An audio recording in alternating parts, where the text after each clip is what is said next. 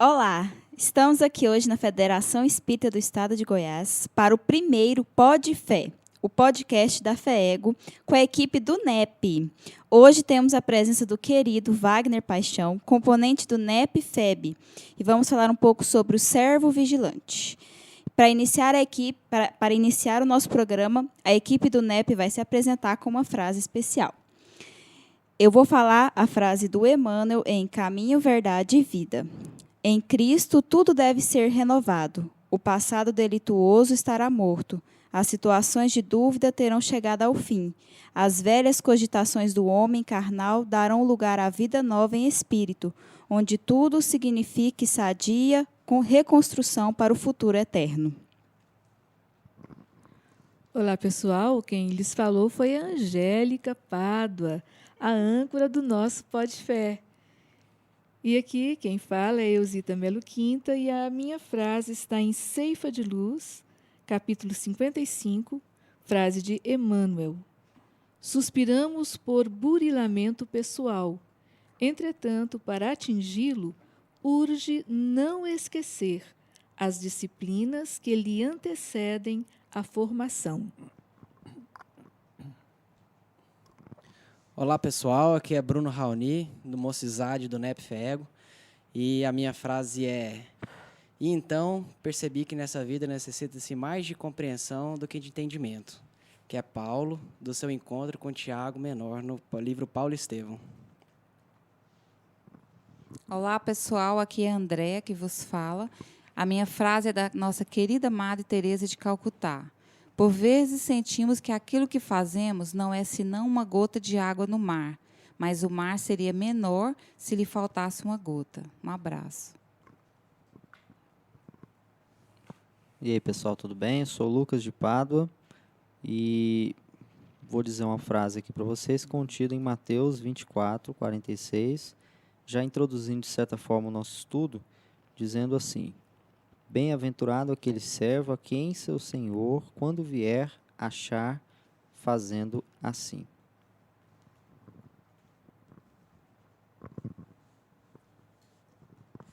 Eu sou a Nauara Maia e a minha frase está em Lucas capítulo 12, versículo 48. Jesus nos diz: e a qualquer que muito for dado, muito se lhe pedirá. Oi, queridos. Nós estamos aqui do Pod Fé, da FEEGO. Eu sou Elzi Nascimento. Vou usar um pensamento de Tiago. Ele diz em 1:25, aquele, porém, que atenta bem para a lei perfeita da liberdade e nisso persevera, não sendo ouvinte esquecido, mas fazedor da obra, esse tal será bem-aventurado em seus feitos. E aí, pessoal, meu nome é Diego. A minha frase do livro Pão Nosso, capítulo 150. Servo algum fuge ao benefício da cooperação. Quem hoje pode dar algo de útil, precisará possivelmente amanhã de alguma colaboração essencial. Queridos irmãos e amigos, nós desejamos paz a todos. Eu sou Wagner Paixão, sendo acolhido aqui pelo carinho do NEP da FEEGO, e vamos iniciar, a partir da beleza dos pensamentos exarados, o nosso estudo da parábola do servo vigilante, que vai ser esquadrinhado com o auxílio da nossa formosa doutrina espírita, para que possamos encontrar aquele espírito e vida que o Senhor nos trouxe através de seus testemunhos, de seus ensinos. Esse material que passaremos a ler compõe o Evangelho de Lucas, no seu capítulo 12, e os versículos a serem lidos são os de número 35 a 48. É preciso entender que a parábola do servo vigilante está também em Mateus, no capítulo 24, dos versículos 45 a 51. E nós vamos entender que essa parábola foi contada junto com outras para ilustrar o sermão profético proferido pelo Mestre, no sentido de nos advertir sobre as profundas mudanças a que estaríamos todos submetidos a partir da sua chegada no mundo. Então, essa parábola, que vai merecer a atenção do grupo aqui reunido, que já se apresentou, nós pedimos a Deus que possamos ter fecundidade na alma, no sentimento, para enxergar e ouvir a mensagem superior que nos beneficia tanto aqui no mundo. O texto diz assim: estejam cingidos os vossos lombos e acesas as vossas candeias, e sede vós semelhantes aos homens que esperam seu Senhor quando houver de voltar das bodas, para que quando vier e bater, logo possam abrir-lhe. Bem-aventurados aqueles servos os quais, quando o Senhor vier, achar vigiando. Em verdade vos digo que se cingirá, e os fará sentar à mesa, e chegando-se os servirá. E se vier na segunda vigília, e se vier na terceira vigília, e os achar assim, bem-aventurados são os tais servos. Sabei, porém, isto, que se o pai de família soubesse a que hora havia de vir o ladrão, vigiaria, e não deixaria minar a sua casa. Portanto, estai vós também apercebidos, porque virá o Filho do Homem à hora que não imaginais. E disse-lhe Pedro: Senhor, dizes essa parábola a nós ou também a todos? E disse o Senhor: qual é, pois, o mordomo fiel e prudente, a quem o Senhor pôs sobre os seus servos, para lhes dar a tempo a ração? Bem-aventurado aquele servo a quem o Senhor, quando vier, achar fazendo assim. Em verdade vos digo que sobre todos os seus bens o porá. Mas se aquele servo disser em seu coração: o meu senhor tarda em vir, e começar a espancar os criados e criadas, e a comer e a beber e a embriagar-se, virá o senhor daquele servo no dia em que o não espera, e numa hora que ele não sabe, e separá-lo-á, e lhe dará a sua parte com os infiéis. E o servo que soube a vontade do seu senhor, e não se aprontou, nem fez conforme a sua vontade, será castigado com muitos açoites. Mas o que a não soube e fez coisas dignas de açoites, com poucos açoites será castigado. E a qualquer que muito for dado, muito se lhe pedirá. E ao que muito se lhe confiou, muito mais se lhe pedirá. A partir da leitura desse texto muito fecundo, que merece realmente a nossa atenção, pelas diretrizes que traça, nós vamos deixar o grupo se manifestar em sentido geral, para que a gente possa focar alguns dos versículos, trazer alguns textos que serão lidos e chegarmos a conclusões espirituais, extraindo o espírito da letra. E a gente pergunta para o grupo: quem quer começar?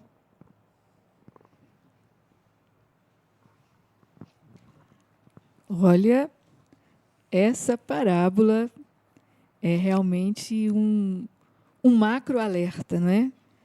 Porque Jesus traz a advertência para todos aqueles que, de alguma forma, entraram em contato com os seus ensinamentos.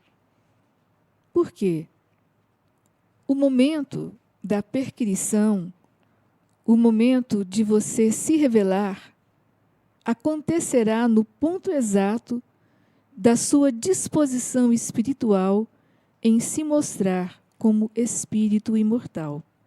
E aí, Wagner, eu vou retornar a palavra para você, porque eu gostaria que você nos explicasse mais sobre essa questão das vigílias. O que são as vigílias? Antes de considerar, nós vamos perguntar ao grupo se alguém já fez alguma pesquisa no dicionário da Bíblia, que nos auxilia muito nesse sentido, ou em outra obra que fala das vigílias ao tempo de Jesus, ou de como se dividia o tempo na antiga Palestina. Alguém tem alguma coisa a trazer nesse sentido? No caso, o tempo naquela época ele era dividido até às 6 da tarde de um dia, depois começava a ser outro dia, né?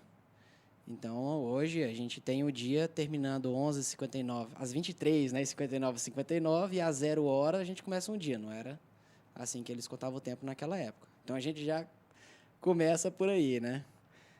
Então, você trouxe uma luz para o assunto, Bruno Raoni. Porque o dia na Palestina terminava às 6 horas da tarde. A partir daí começava a vigília. Então, se aqui está falando de primeira, segunda, terceira vigília, nós vamos ter a vigília constituindo 3 horas, cada vigília. Então, nós temos de 6 às 9 a primeira vigília, quando anoitece. Será que isso tem alguma significação? O que vocês acham? Primeira vigília, de 6 às 9. Segunda vigília, das 9 à meia-noite. Quando anoitece? Quando anoitece no coração do homem ou quando anoitece no sentido de uma vida de bastante sofrimento? O que vocês acham? Quem quer manifestar acerca da noite? Seria um período de maior maturidade e reflexão, esse anoitecer, já tendo passado por todo o dia, já estando na primeira vigília, em vésperas da segunda, maturidade, porque o maduro, ele seria previdente. Nós estamos falando de vigilância. Vigilância é previdência, né? Então, é preciso que estejamos sempre atentos. E nós temos a hipnose do mundo que nos deixa esquecer da verdadeira realidade da nossa estada aqui no planeta, né? Vocês concordam? O pensamento da Elzi vai encontrar alguma fundamentação num texto do Evangelho comentado por Emmanuel, em que ele assinala o seguinte: cuidai para que a vossa fuga não se dê no inverno e nem à noite. Lembram disso?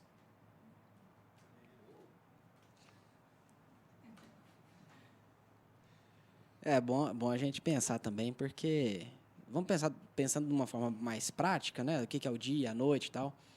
Então, você tem o dia, né? Meio-dia o sol está lá em cima, né? Você, teoricamente, você enxerga tudo, porque tudo está aclarado. Aí, na hora que dá 6 da tarde, você já começa a entrar na penumbra, né? Então, ali vai começando a escurecer, né? Quem gosta de dirigir bastante, né? É um período, um horário que você tem que tomar muito cuidado, porque não está nem à noite nem de dia, né? Você tem que tomar um cuidado redobrado, você não consegue enxergar os buracos na estrada, eventualmente, às vezes um animal atravessando a rua, então tem que tomar um cuidado redobrado nesse sentido. Aí começa a escurecer, não está tão à noite ainda, porque o sol ainda está próximo, mas já está escuro. E à medida que vai avançando a hora, vai ficando mais e mais escuro, e aí você vai chegando perto, aí você termina essa primeira vigília, e a partir das 9 da noite, aí sim, já é o momento onde a escuridão já chegou. Aí realmente já está escuridão, não vou dizer total, porque a gente não sabe se vai estar lua cheia, né, ou não, mas já vai estar bastante escuro, né? E aí essa primeira vigília, nesse sentido prático, imagina que, imaginando com os meus cucurutos aqui, né? Fico imaginando que seria aquele momento da atenção, da primeira atenção, daquela atenção um pouco mais especial. O que virá, né? Eu estou saindo desse momento de claridade e entrando num momento um pouco mais de escuridão. E o que virá? Não sei. Você trouxe um ponto muito importante, Bruno, que é a questão a partir das 6 horas, nós entramos naquele lusco-fusco. Não é claridade, não é nem noite. E isso confunde muito, as coisas ficam bastante imprecisas. E quando nós definimos transição planetária, a gente fala muito sobre isso. As coisas não ficam claras, elas se misturam, né? Compra-se muito gato por lebre, que é um ditado que tem em Minas. A gente confunde uma proposta falsa como se fosse verdadeira. Valores se invertem. Então, isso já traz uma luz muito grande sobre a necessidade da vigilância e da maturidade adquirida para se portar nos momentos de luta, de grande testemunho, de grande dificuldade. Porque a noite apresenta isso. E então a gente poderia deduzir que nesse momento da transição nós entramos na primeira vigília? Quando tudo se confunde na humanidade, valores, pendores, tendências, a desorganização nos núcleos de convivência, seja família, profissional, uma crise na autoridade, tanto na autoridade constituída na organização, como na autoridade do próprio núcleo familiar. Poderíamos pensar por aí? Nós estamos no caminho, porque nós não estamos no início da transição. Na verdade, nós estamos no auge, na virada, segundo os benfeitores espirituais. O Emmanuel nos diz que nós já estamos na madrugada da transição. E aí, se viramos à meia-noite, nós saímos da segunda vigília. E quando saímos da segunda vigília, passando para a terceira, significa que o dia já virou. Ele continua escuro, mas não tarda a aurora. É o que eles sinalizam. Aí nós chegamos a um ponto importante da análise dos textos. Mas antes de considerar e aprofundar a questão da vigília, já que foi uma definição que surgiu do grupo, no nosso estudo conjunto, nós temos aqui, no início, estejam cingidos os vossos lombos e acesas as vossas candeias. Primeira recomendação. O que a gente poderia entender de cingir o lombo ou os quadris na tradução do Haroldo? No Haroldo ele traduz por quadris, que no lombo é uma forma figurada, né, de dizer a mesma coisa. A gente vê que a alimária, ou os animais, eles, geralmente quando são utilizados para transporte, né, nós temos aquele cuidado de colocar uma proteção no lombo do bicho, né? Então, quando ele fala cingir os vossos lombos, o que vocês acham que isso poderia significar? Preparar-se seria estar atento. É uma expressão idiomática, né? Com certeza. Acredito que seria isso. O Haroldo, ele nos diz que é uma expressão, a expressão idiomática cingindo os quadris e acesas as candeias, pode ser como se dissesse assim, não estejam com as calças nas mãos. Significado, estejam preparados. Talvez seja exatamente isso. Agora, é muito interessante essa expressão, principalmente para os espíritas, porque nós vamos entender que o lombo que tem força, né, muscular, por exemplo, no corpo, né, tanto no do homem, vamos considerar, por exemplo, o animal que transporta. O Chico brincava que era um muar de Deus. Ele falava que era um muar, e as pessoas falavam, você é um muar de Deus. O Dr. Bezerra respondeu isso para ele, você é um muar de Deus. Então, ele transportava tesouros, tesouros morais, que pesam muito, porque geralmente são bombardeados, são perseguidos, né? Vai atravessar trechos de caminho muito delicados, perigosos, com aquele tesouro todo, então ele corre risco. Mas ele tinha força nos lombos, ele estava com os lombos bem cingidos, ou seja, com cobertura, para poder fazer isso, para poder suportar isso. Então, esse é o primeiro pensamento. Mas e acesas as vossas candeias? Quem tem ideia? Eu queria colaborar aqui, porque essa palavra candeia, né, ela aparece em vários momentos no Evangelho, né? Eu vou citar aqui 2 momentos também os 2 em Mateus. Ou melhor, um deles em Mateus e outro em Lucas. Quando ele diz assim, não se acende uma candeia para colocá-la sob o alqueire, mas colocam-no sobre um candeeiro, a fim de que ela clareie todos aqueles que estão na casa. Em Mateus capítulo 5, versículo 15. E a outra referência diz, não há ninguém que depois de ter acendido uma candeia, a cubra com um vaso ou a coloque sob uma cama, mas a põe sobre um candeeiro, a fim de que aqueles que entrem vejam a luz, porque não há nada de secreto que não deva ser descoberto, nem nada de oculto que não deva ser conhecido e manifestar-se publicamente. Lucas, capítulo 18, versículos 16 e 17. Começou a fazer luz. A candeia alumia.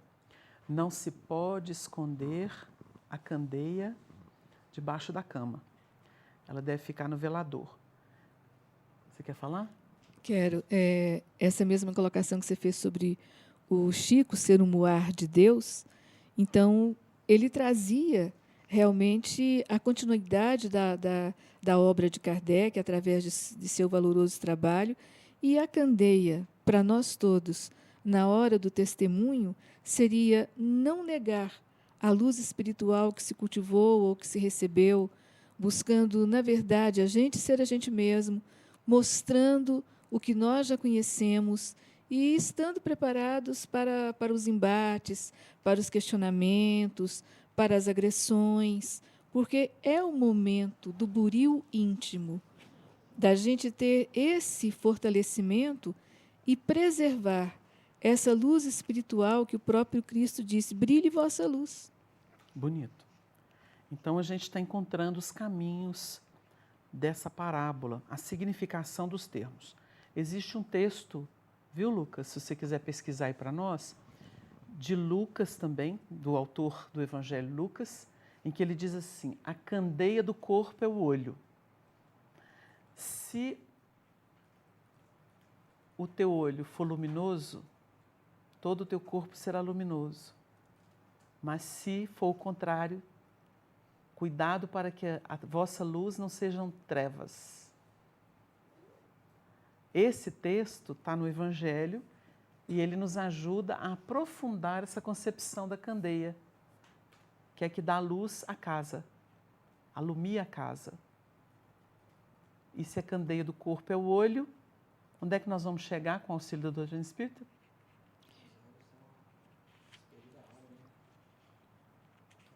Obra de André Luiz,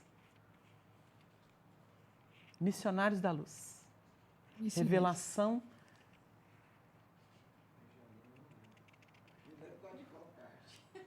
Epífise.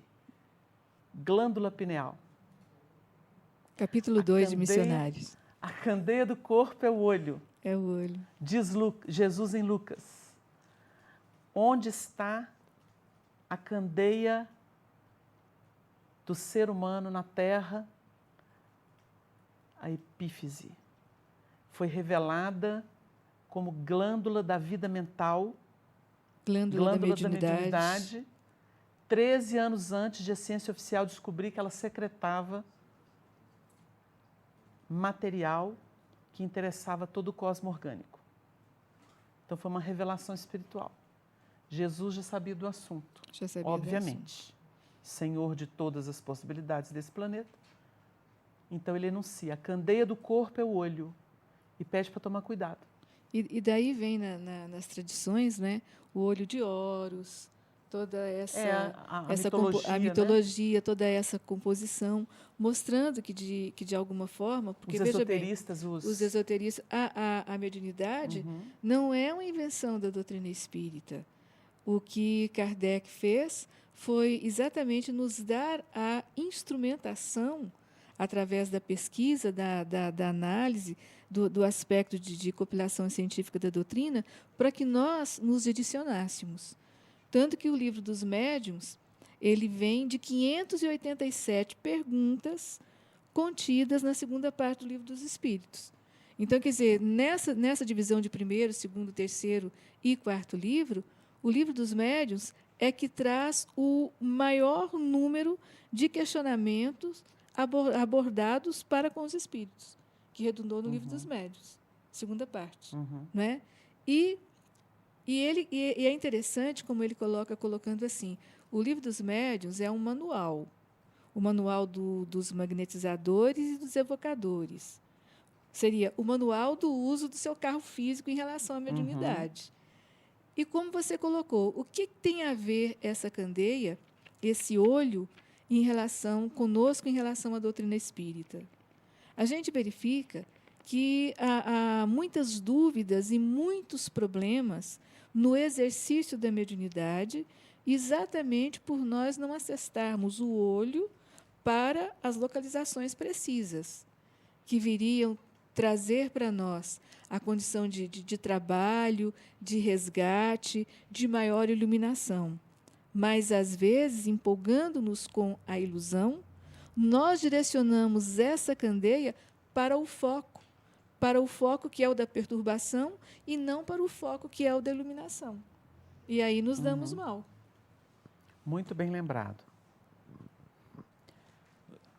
Sobre essa questão da mediunidade que foi colocado, acho que faz sentido com o trecho que diz: não há nada de secreto que não deva ser descoberto, nem nada de oculto que não deva ser conhecido e manifestar-se publicamente.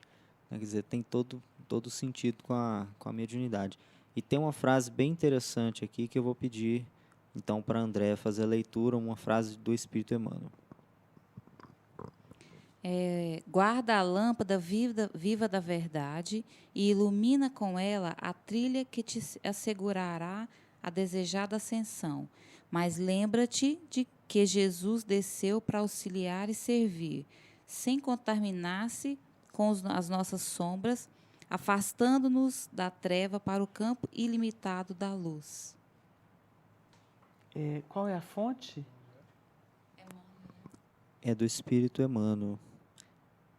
O livro é Viajor, psicografado por Chico Xavier. Ah, bacana. Olha, gente, então, prepara o lombo, ou seja, nós temos toda uma estrutura que é fruto do processo evolutivo, das muitas experiências, porque quando se fala do corpo, da estrutura do corpo, não é só o biológico, é a estrutura moral, é da individualidade. Então, essa estrutura moral, cingir os lombos e acender as candeias, as vossas candeias, que são as possibilidades que nós temos no campo interno.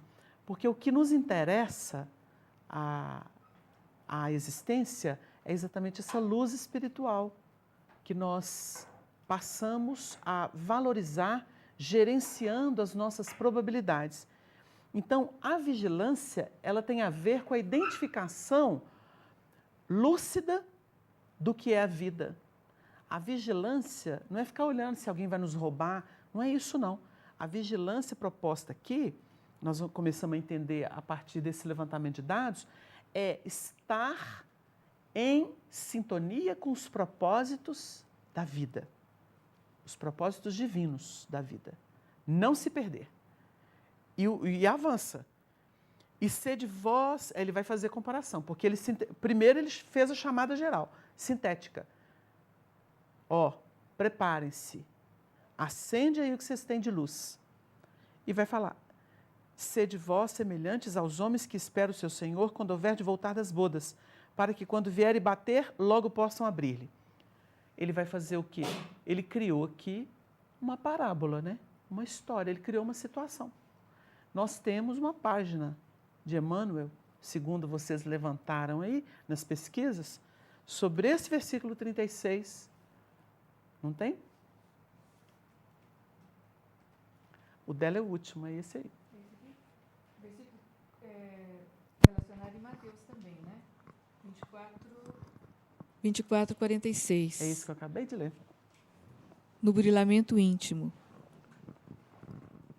Suspiramos por burilamento pessoal, entretanto, para atingi-lo, urge não esquecer as disciplinas que lhe antecedem a formação. À vista disso, recordemos que a essência da educação reside nas diretrizes de vida superior que adotamos para nós mesmos.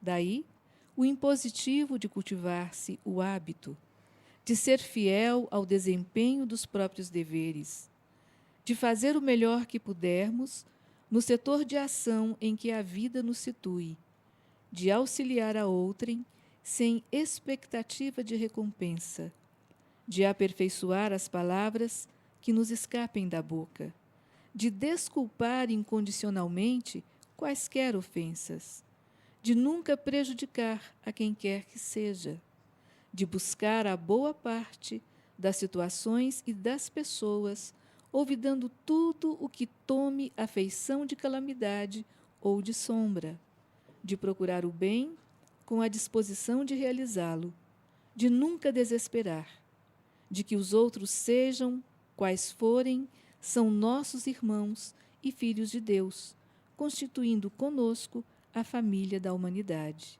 Para isso, é forçoso lembrar, sobretudo, que a alavanca da sustentação dos hábitos enobrecedores está em nós e somente vale se manejada por nós. Ceifa de Luz, edição da FEB, capítulo 55. Emmanuel. É porque o conteúdo desse versículo é o mesmo que está em Mateus. E o Emmanuel comentou trazendo essa visão prática, né? De burilamento íntimo. Burilai, que é isso aí. Os homens que esperam o seu Senhor, quando houver de voltar das bodas, para que quando vier bater, logo possam abrir-lhe. A expressão o Senhor, quando houver de voltar das bodas, ela é muito interessante para a gente poder pensar um pouquinho, né? Quem é o nosso Senhor? O que a gente pode definir pelo nosso Senhor? Deus, Jesus, o eu interior, as bodas no sentido da consumação das alianças, a aliança entre a transcendência e o homem, para que nós não percamos de vista a nossa destinação de imortalidade, que é, na verdade, tudo o que os escolhidos, o povo hebreu, trouxe em sua condição de resguardar a questão do Deus único no novo planeta, né? O Lucas quer falar também. Acho que para a gente entender quem é o Senhor, aqui a gente pode compreender primeiro quem é o servo, né? Então, em outros momentos, essa expressão servo ela é utilizada. Uma dessas acontece em João 15, versículo 15 também, onde ele diz: já não os chamo servos, porque o servo não sabe o que o Senhor faz. Em vez disso, eu os tenho chamado amigos, porque tudo o que ouvi de meu Pai, eu lhes tornei conhecido. Então, no meu entendimento, o servo seria aquele que ainda não compreendeu a mensagem de Jesus. Porque aqui ele está dizendo que o amigo, né, é aquele que já compreendeu, já ouviu a mensagem de Jesus. Bom isso que vocês construíram, né, a Eusita e o Lucas, porque realmente o Senhor, ele está sempre à frente, a nossa meta. É aquilo que nos, vamos dizer, vai impregnando e que nos chama para novas e mais substanciosas realizações. O indivíduo sem um Senhor, no sentido edificante, é alguém perdido em si mesmo. Quando nós observamos os dramas da Terra, as ilusões cultuadas, as compensações que as pessoas fazem na droga, no dinheiro, nos títulos, e aí vai, né? Tornando tudo vício, tornando tudo emaranhado, laço de tropeço, nós percebemos que essas pessoas se gastam e são infelizes. Mas quando nós nos submetemos e adentramos esse universo proposto pela luz que a gente busca, que é o nosso Senhor, e a consciência é o canal, porque é a representação de Deus e nós todos sabemos disso, sintetizando as leis divinas ou aquilo que foi revelado pelo nosso processo evolutivo e que é divino, nós começamos então a ter um movimento que é glorificação dos nossos esforços. Tem salário, aí tem salário. Porque quando, nós vamos ver até o final, antecipando um pouquinho, porque o tempo é curto, não dá para seguir paulatinamente, mas a gente vai ver aqui castigo. O castigo é quando a luta é em glória, quando nós nos perdemos nos nossos objetivos essenciais. Então ele vem com expressão maior ou menor, né? Quando você fala em salário, a colocação de Jesus, o salário do pecador é a enfermidade ou a morte. Pois é, está definido. Está definido. Porque é expiação, gente. Nós estudamos a doutrina espírita como expiação e prova. O salário do pecador é a morte. É quando ele tem que trabalhar, isso está desde o Antigo Testamento expresso. Qual que é a reparação de Caim? Né? ele tem que responder, ou melhor, nós vamos até antes.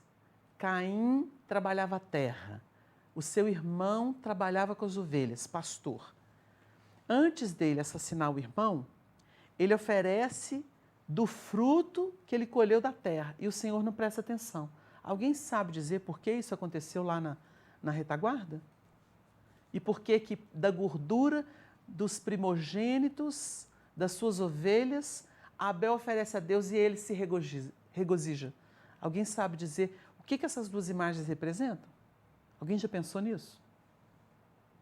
Porque tem a ver aqui, ó, com esse estudo. Porque são servos, um vigilante e outro invigilante. Porque o Caim, na própria definição do Evangelho, João 8,44, vós tendes por pai o diabo. Ele foi homicida desde o princípio. O próprio Jesus interpretou Caim. O Caim é a serpente que tentou a Eva. É o primeiro filho dela. A serpente vem, ciúme e inveja. Então ela foi obsidiada, se compactuou com isso, aceitou. Qual que é o primeiro filho dela? O histrião. Ciúme e inveja.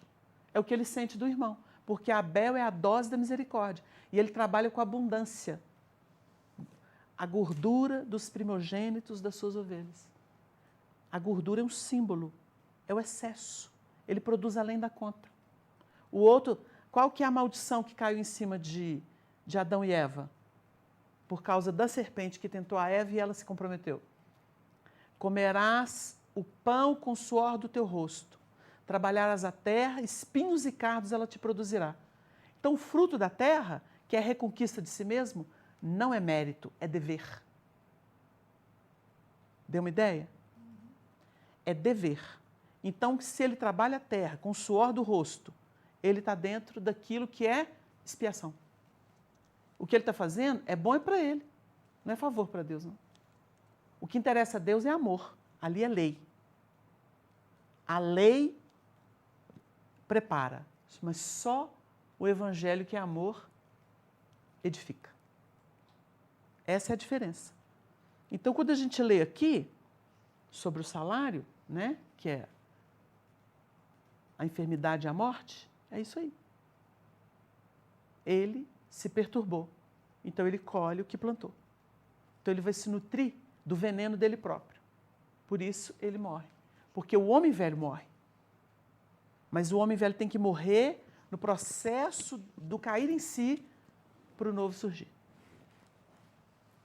Então a coisa vai longe. Evangelho é isso. A gente começa a costurar tudo, né? Costura tudo, porque a revelação é una. A gente tem que ter em mente. A revelação divina é una. Moisés, Jesus, Kardec. Pode costurar que é a mesma linguagem, o mesmo conteúdo, em versões novas, ampliando possibilidades. Ampliada e reeditada. Exatamente. Por isso que o compromisso da doutrina é resgatar o evangelho, que o homem desviou do seu roteiro, interpolou, né? Ignorou. Então ele restaura, porque é a verdade. E por que a doutrina espírita, no primeiro capítulo do Evangelho, nós temos lá, não vim destruir a lei, o encadeamento. Porque são momentos diferenciados de revelação. Primeira linguagem para um jovenzinho que ainda não aguenta uma alimentação, um manjar muito substancioso. Então, dá lá, não, fala para a criança quase. Não pode isso, não pode aquilo, não pode aquilo. Jesus vem viver a lei, não derrogar. Esplende luz, mas fala por parábola, porque não tinha ainda estrutura. Mas promete um consolador que viria falar, ensinar todas as coisas e relembrar tudo que ele fez. Porque foi ele que viveu. Ele veio viver a lei de uma forma que a gente não entendia, porque a nossa forma era tendenciosa. Então, quando nós pegamos esses pontos aqui, ó, bem-aventurados aqueles servos, os quais, quando o Senhor vier achar vigiando, em verdade vos digo que se cingirá e os fará sentar à mesa e chegando se os servirá.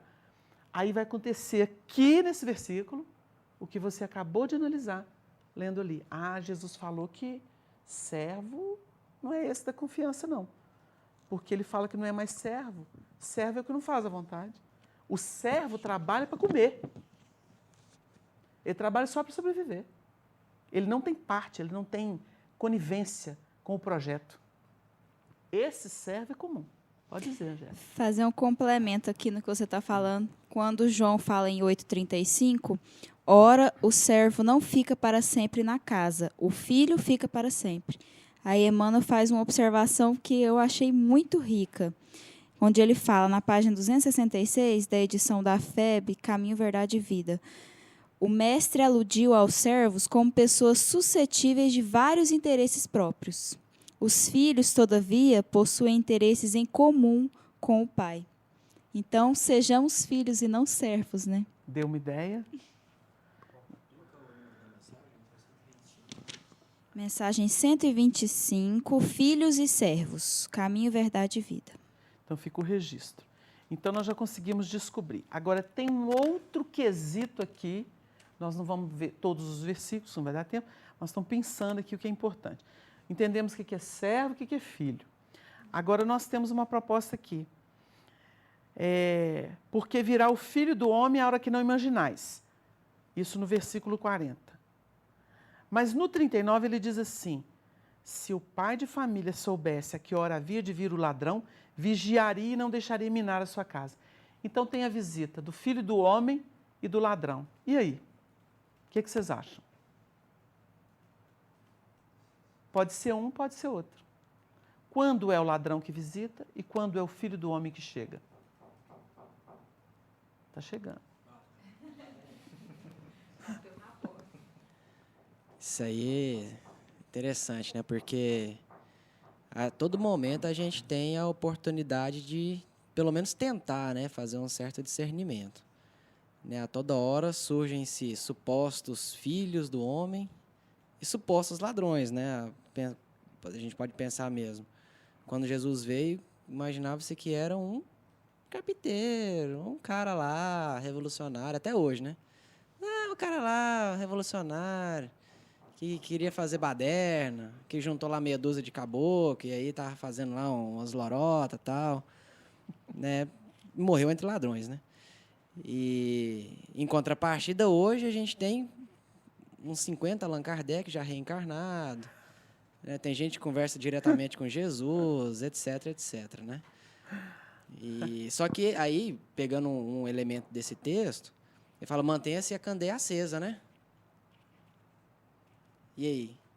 Quando você vai andar, né? Jesus, seu caminho é a verdade e a vida. Quando você vai fazer um caminho, já na vigília, já à noite, você vai às cegas? Não, você vai acender uma lanterna. Não, hoje a gente vai acender vai pegar umas lanternas de LED, né? Alguma coisa, um celular às vezes, mas na época não, você ia acender uma vela, alguma coisa nesse sentido. Né, para você andar naquela estrada, naquele caminho. Né, e pegando esse gancho, né, de que a candeia são os olhos, né? Candeia são os olhos. Mas como Jesus não falava para corpos materiais, mas corpos espirituais, então na verdade são os olhos do espírito. Poderia ser os olhos do espírito, né? O pessoal está querendo comunicar com a gente aí em cima, né, batendo aí. São os raps. Então são os olhos do espírito. Então mantenha a vigilância espiritual atenta, né? Fique atento, porque a toda hora vai chegar um ladrão disfarçado de filho e um filho que não precisa se mostrar que é o filho mesmo, porque Deus não concorre com a vaidade dos homens, né?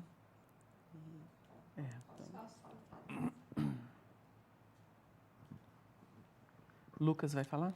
Acho que a gente pode fazer uma leitura desse ladrão e filho também como um momento de dificuldade e um momento de alegria, né? Então, esse momento que a gente precisa estar preparado, tanto para o momento de provação, quanto esse momento de regozijo. Então, foi como eu interpretei essa passagem. Nauara? Fazendo uma reflexão em cima disso, uma das passagens que eu mais gosto e mais me emociona em toda a Bíblia são 3. É o Sermão do Monte, lá em Mateus, no capítulo 5. E logo que passa o Sermão do Monte, Jesus traz duas informações para a gente. A primeira é que vós sois o sal da terra.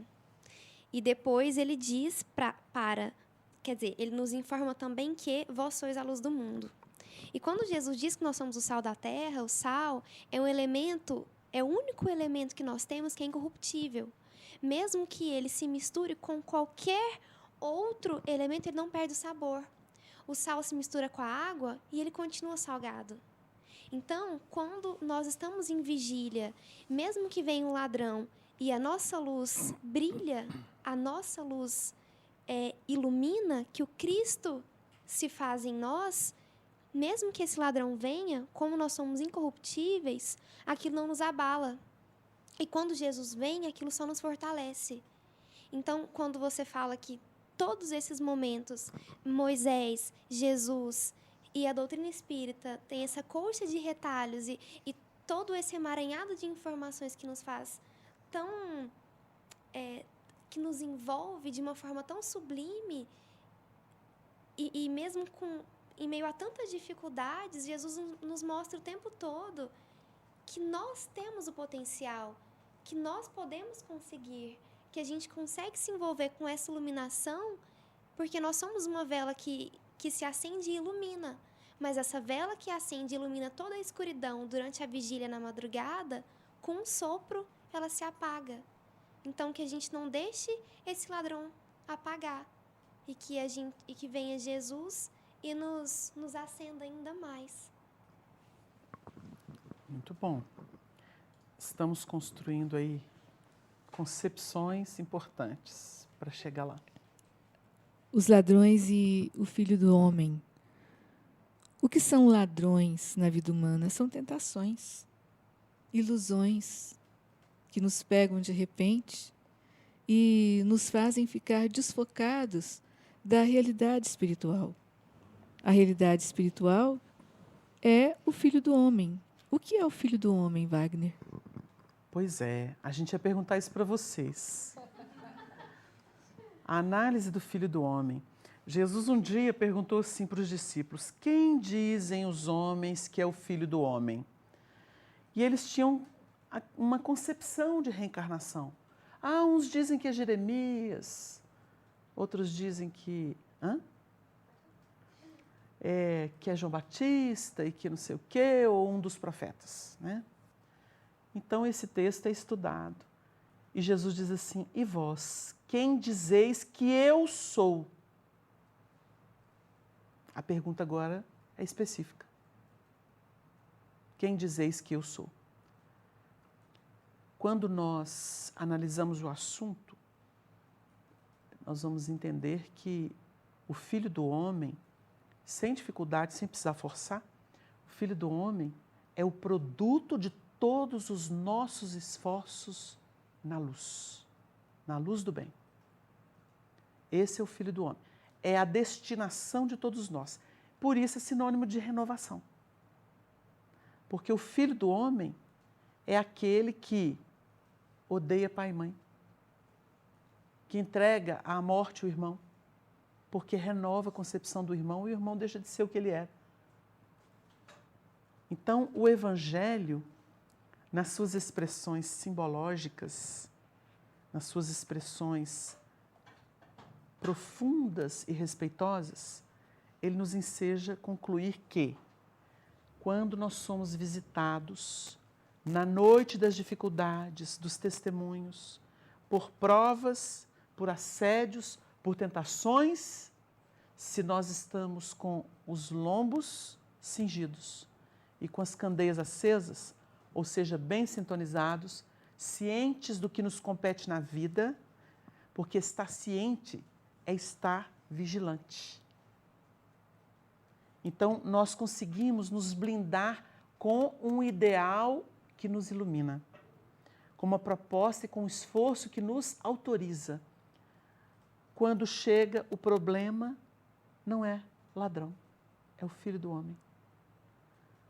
Se é a perda de uma pessoa amada, a gente, embora sofra por dentro, consegue continuar vivendo dignamente, sem pensar besteira, sem blasfemar desnecessariamente. Se é um revés financeiro, a gente transfere para a alma, conforme Paulo escreveu. Maior do que a casa é aquele que a edificou. Quem fez uma faz 50. E cada vez melhor. Então não se apega a uma questão momentânea, que diz assim, não é isso. Isso é arranhão. Isso não abala a vida, os propósitos. E aí vem a enfermidade, que a pessoa fala, é dreno da minha alma. O corpo está drenando e limpando a minha alma. Preciso cada vez mais estar de bom ânimo nesse processo. E vai, e vai. É a compreensão dilatada. Que ladrão que derruba essa pessoa? O que ele vai tirar dela? Tirou nada. Porque qualquer situação adversa rouba de quem não está preparado a alegria de viver dele. Essa parábola está depois de um texto vigorosíssimo. Vigorosíssimo, só para a gente combinar.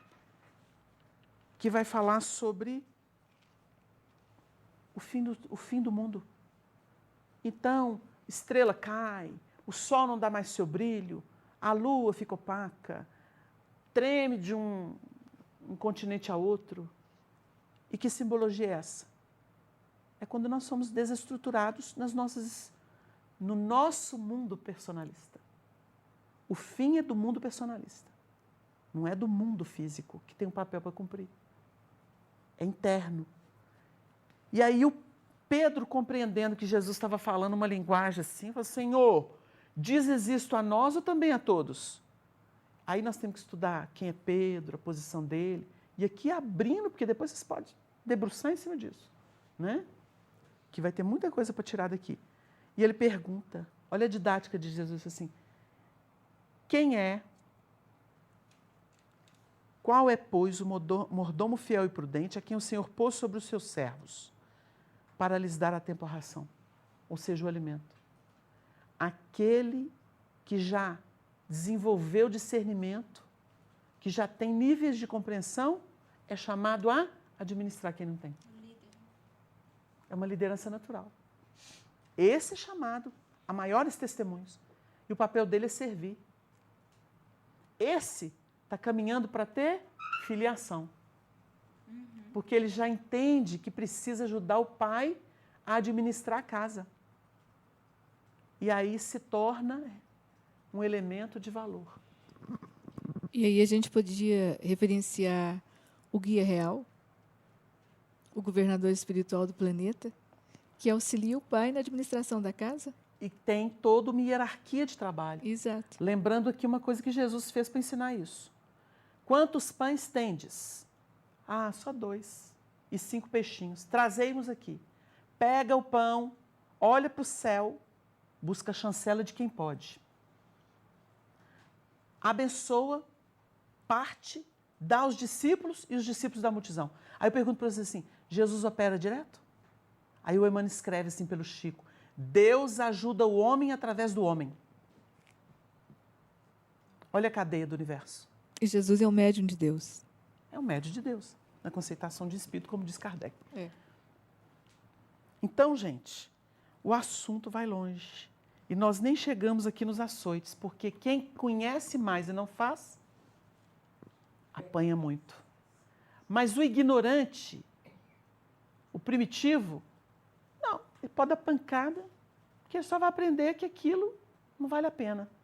Mas não há valor moral agregado, então ele não tem conflito.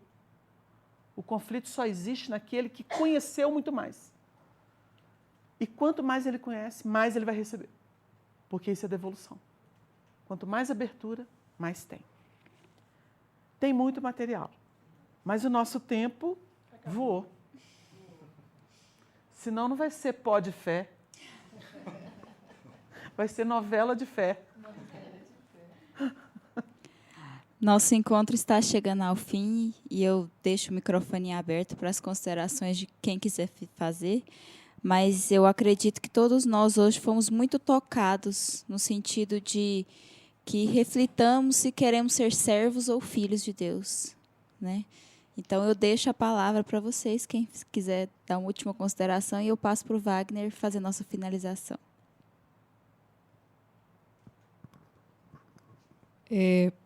Por acaso, eu abri aqui, Vinha de Luz, capítulo 60, Emmanuel, que fazeres de especial? Iniciados na luz da revelação nova, os espiritistas cristãos possuem patrimônios de entendimento muito acima da compreensão normal dos homens encarnados. Portanto, eu acho que a questão é a seguinte, gente, prepara o lombo. E acende a candeia, porque não podemos negar a nós mesmos, né? Todos nós somos muito agraciados com todo esse conhecimento, com toda essa questão da instrução espiritual. Então, não dá mais para perder tempo. Não dá mais para fechar os olhos da alma e não entender que a luz é a destinação de todos nós.